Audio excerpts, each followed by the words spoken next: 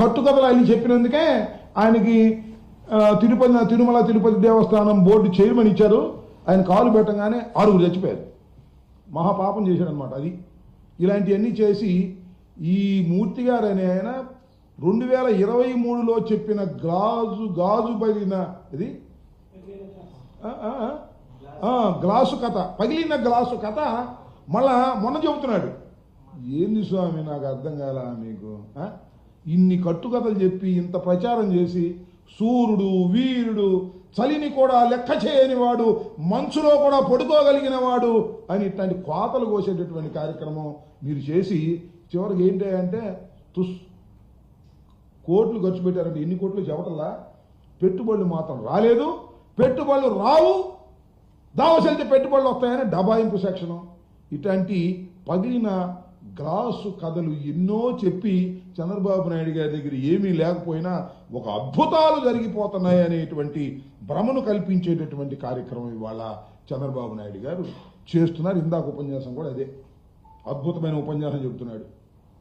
అంత మొత్తం సారాంశం ఏమిటంటే ఉపన్యాస సారాంశం, మీరు తొందరపడమాకండి, నేను ఇచ్చిన హామీలు చేయలేకపోతున్నాను, నిదానంగా చేస్తాను, సంపద సృష్టించే కార్యక్రమం చేస్తున్నాను, వండే కార్యక్రమం చేస్తున్నాను, వండి మీకు వారుస్తాను అని. వండేది లేదు, వార్చేది లేదు.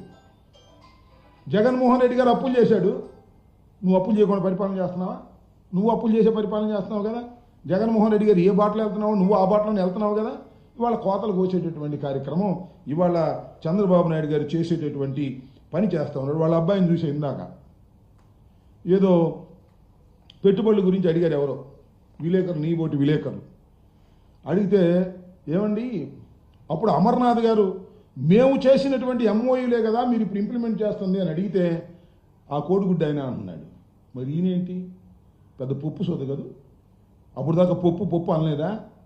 ఏమండి నారా లోకేష్ గారు, మీరు గుర్తుపెట్టుకోండి, మీ నాన్నగారిని చూసి మిమ్మల్ని గౌరవిస్తున్నారు తప్ప, లేకపోతే నువ్వు పెద్ద పప్పు శుద్ధవి అని తెలుసు. మా అమర్నాథ్ ఉన్నాడే కోడిగుడ్డుగా అంటున్నావే నువ్వు, ఆ కోడిగుడ్డు చెప్పిన ఆయన ఒక మంత్రి గారి కుమారుడు. ఆ నాన్నగారు చనిపోయిన తరువాత కూడా ఈ రాష్ట్రంలో గౌరవం పొందుతున్నాడు. వాళ్ళు నాన్నగారు లేకపోయినా గౌరవం పొందుతున్నటువంటి వ్యక్తి మా అమర్నాథ్ని పట్టుకుని కోడిగుడ్డు అంటావు. నిన్ను పప్పు అంటే మాత్రం నువ్వు ఒప్పుకో. నువ్వు శుద్ధ పప్పువి. ఇవాళ కొద్దిగా నిన్ను గౌరవిస్తున్నారు. ఎందుకంటే మీ నాన్నగారు నువ్వు చెప్పినట్టే చేస్తున్నారు కాబట్టి, నాకు పదవి కావాలంటే నీకు దండం పెట్టాలి కాబట్టి, నిన్ను గౌరవించాలి కాబట్టి అందరూ నిన్ను గౌరవిస్తున్నారు. ఆ గౌరవం చూసి నిజమని రెచ్చిపోవద్దని కూడా మనవి చేస్తున్నాను. ఇందులో ఎక్కడ చదివా నేను, ఎర్ర బుక్కు చూస్తే తెలుగుదేశం వైసీపీకి భయమా? ఎందుకు భయం అన్నాడు. నాకేం భయం? నేను ఇప్పుడో చెప్పా, తిరుపతి మొన్న మీటింగ్ వెళ్ళినప్పుడు, నీ ఎర్ర బుక్కు నా కుక్క కూడా భయపడదని చెప్పా. Don't care. నీ ఎర్ర బుక్కు భయపడితే అసలు రాజకీయాలు ఎట్లా చేస్తావయ్యా? నీ ఎర్ర బుక్కు కోసం భయపడేటువంటి పరిస్థితిలో ఏ ఒక్క కార్యకర్త లేదు. ఎంతమంది జైల్లో వేసినా మేము ముఖవని ధైర్యంతో పోరాడుతున్నటువంటి సందర్భాలు ఉన్నాయని కూడా మనవి చేస్తున్నాం. ఇవాళ నేను రిపబ్లిక్ డే